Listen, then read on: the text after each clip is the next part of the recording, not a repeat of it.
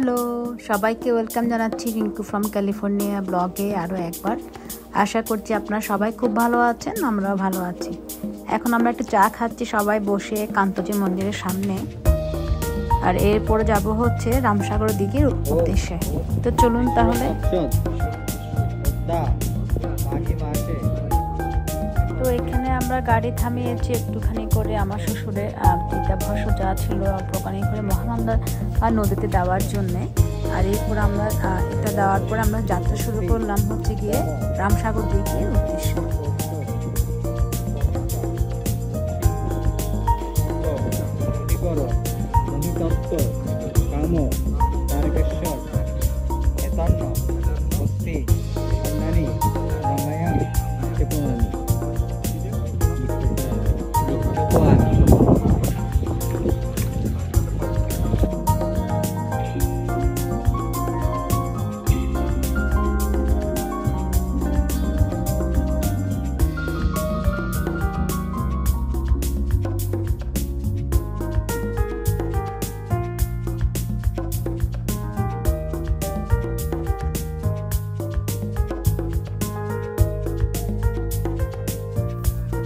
এই সেতুর প্রবেশদ্বারে একটা ভাস্কর্য রাখে আর নির্মিত করা হয় হচ্ছে কি তেভাগা আন্দোলনের স্মরণে।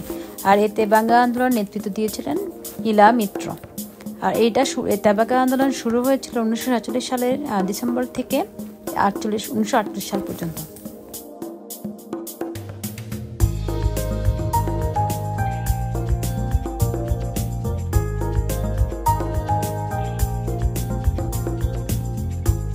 এই জায়গাটা হচ্ছে রামসাগর দিঘি ঢোকার প্রধান জায়গা, যেটা এই দিক দিয়ে ঢুকতে হয়। এখানে আমরা এখান থেকে ভ্যান গাড়ি ঠিক করলাম যাতে ভ্যান গাড়িটা চালকের কিছু পয়সা রোজগার হয়। গাড়ির চারির ভিতরে ঢুকতে যেত, কিন্তু গাড়ি যেতে দিচ্ছিল তো আমরা একটা ভ্যান গাড়ি নিলাম এখান থেকে ভিতরে যাওয়ার জন্য, কারণ রামসাগর দিঘিটা অনেক বড়। ভ্যানটা কি ছোটো নাকি? হ্যাঁ, আমি ওদিকে বসবো না। হ্যালো ম্যাডাম, আমি জানি তোমার ফেভারিট রাইট।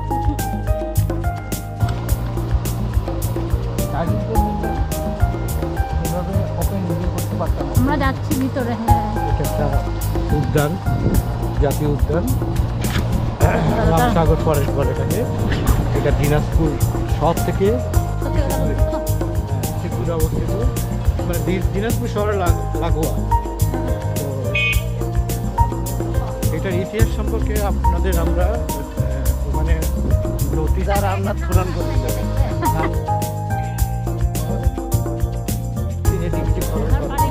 এই থেকে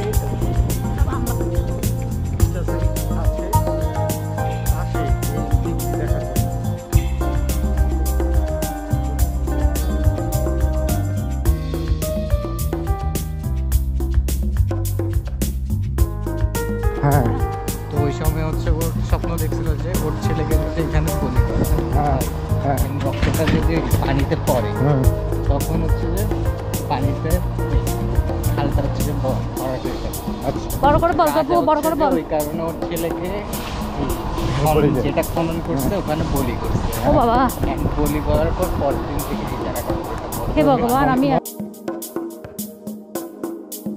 ঐতিহাসিকদের মতে দিনাজপুরের বিখ্যাত রাজা রামনাথ পলাশীর যুদ্ধের আগে এই রামসাগর দিঘিটি খনন করেছিলেন। তারই নাম অনুসারে নামকরণ করা হয় রামসাগর দিঘি। আর এখানে যাওয়ার সময় দুধারে রাস্তা এত সুন্দর ছিল, মানে কি বলবো, অসাধারণ সুন্দর দৃশ্য। যারা এখনো আসেননি আমি বলবো যে আপনারা একবার এসে দেখুন, এত সুন্দর জায়গা কি বলবো।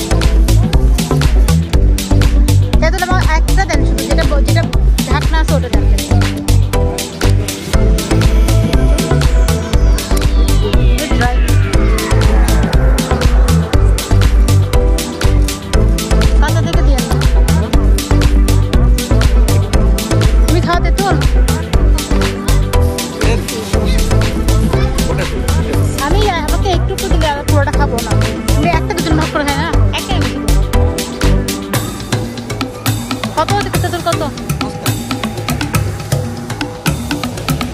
5 টাকা বাংতি আছে ভাই?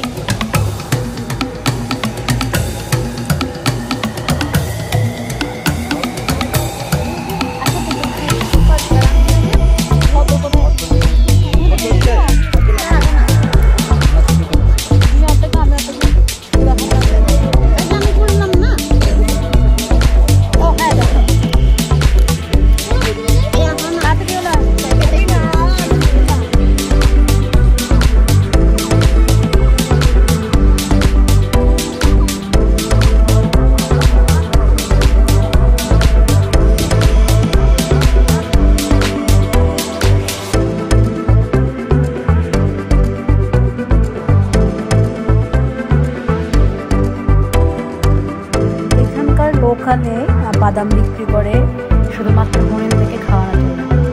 তো আমরা প্রথমে একটা প্যাকেট পরে মামা যখন খুব মজা পেলো দেখি খাওয়াই, আমরা আবারও বাদাম কিনলাম হরিণদেরকে খাওয়ানোর জন্য।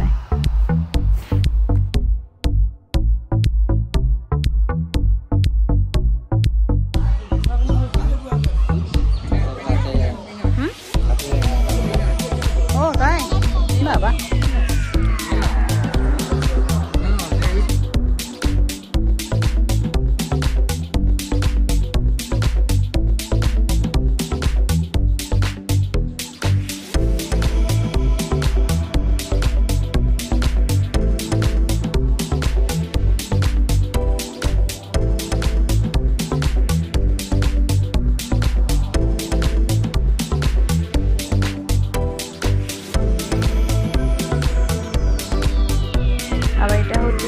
বানরের খাঁচা। এখানে কয়েকটা বানরের ছিল, এখানে ওদেরকে বাদাম দিয়েছিল কিন্তু ওরা বাদাম খায় না।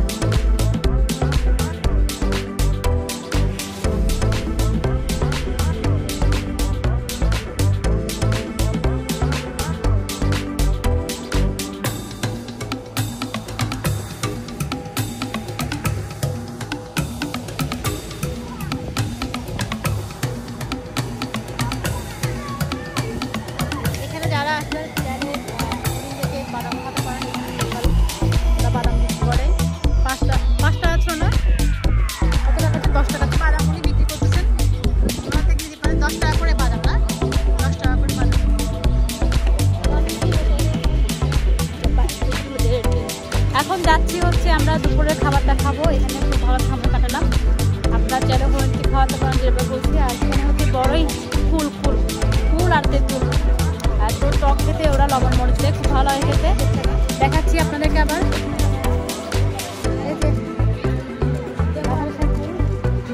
ও আখের রস খাবা?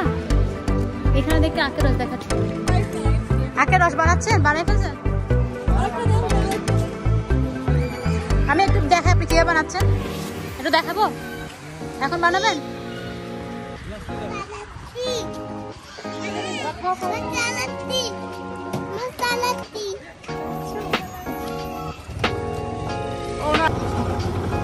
কেউ খাবে? কেউ খাবে? এমনি বানাচ্ছেন? আচ্ছা, আমরা কিন্তু খাবো না।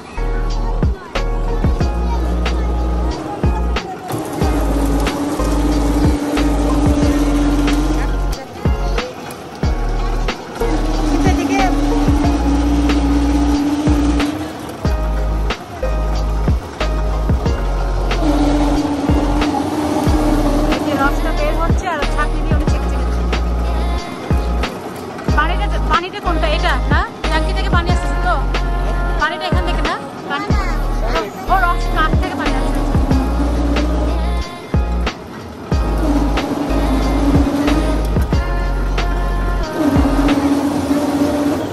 অনেক ধন্যবাদ আপনাকে। আপনারা দেখুন কিরকম করে আখ থেকে রসটা বের করছিল। আমি এত মিষ্টি ভক্ত না, সেজন্য খেলাম না। ও এত পছন্দ করে না, ও একটু খেয়েছে একটু আগে টকের ভক্ত, আমি একটু ঝালের ভক্ত, যেখানে ঝাল আমি সেখানে। তো ঠিক আছে, চলুন একটু বাগানটা আপনাদেরকে একটু দেখাবো। আর দিঘিটা আপনারা নিশ্চয়ই দেখেছেন, আমি আসার সময় দেখিয়েছি, অনেক সুন্দর একটা দিঘি। হ্যাঁ, পুরা দিঘিটা ঘুরবো। অনেক দিঘি বলেছি, দেখতে একটা ছোট নদীর মতো দেখতে করতে গেলে। তো চলুন তাহলে।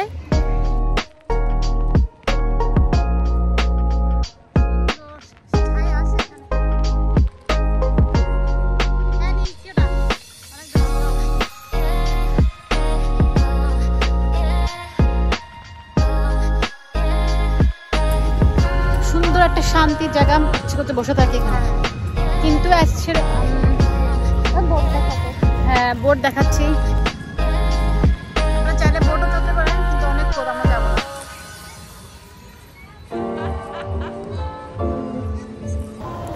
হ্যালো সবাই, high high high high high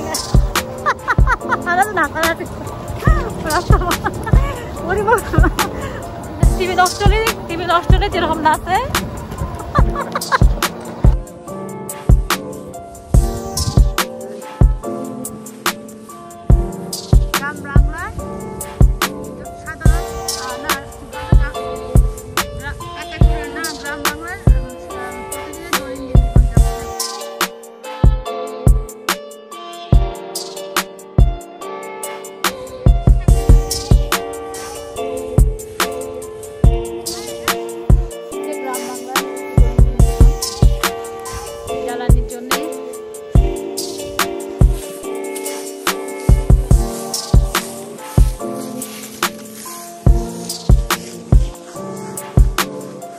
কাপড় কাচা,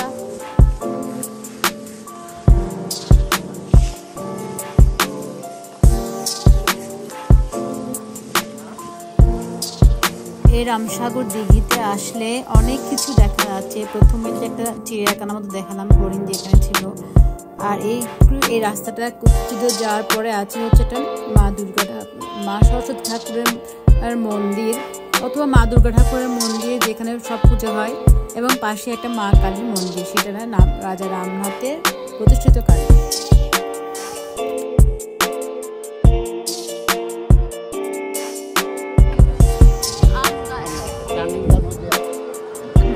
রাস্তাটা এত সুন্দর, আমি কোনটা ছেড়ে কোনটা বাঁধা, আমার মনে হয় পুরো রাস্তাটা নিলাম।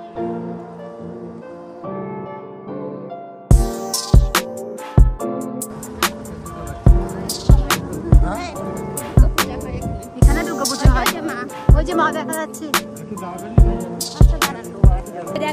দুর্গাপুজো হয়। আমরা দুর্গা ঠাকুরটাকে একটু দেখা করতে প্রণাম করে আসি। তো না এখানে যে সরস্বতী পুজো যেখানে হয়, রামসাগর সরস্বতী দুর্গা মন্দির, এখানে পুজো হয়।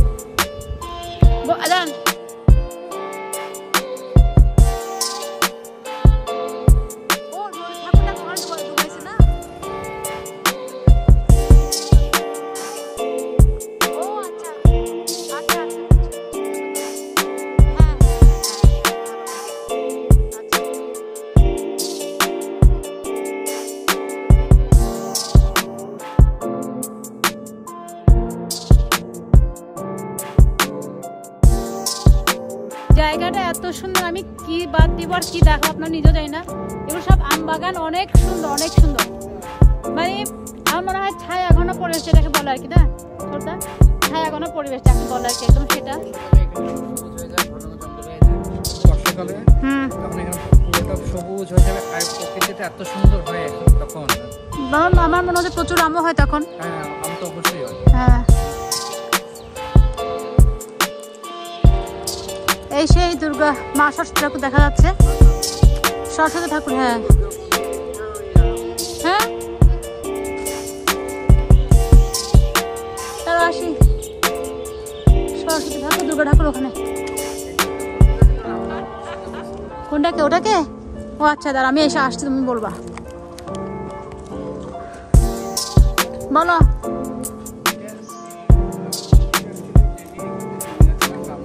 হ্যাঁ, এটা মা কালী। হ্যাঁ, ও হনুমানজি আছে ওখানে। হ্যাঁ বলো। উনি এই মন্দির প্রতিষ্ঠা করেন, যুগ যুগ ধরে এই মন্দিরে এখন পূজা চলছে।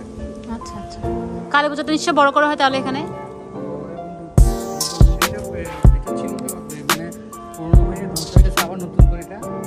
আমার প্রতি বছর বুদ্ধ ঠাকুরকে বানানো হয় আর কি।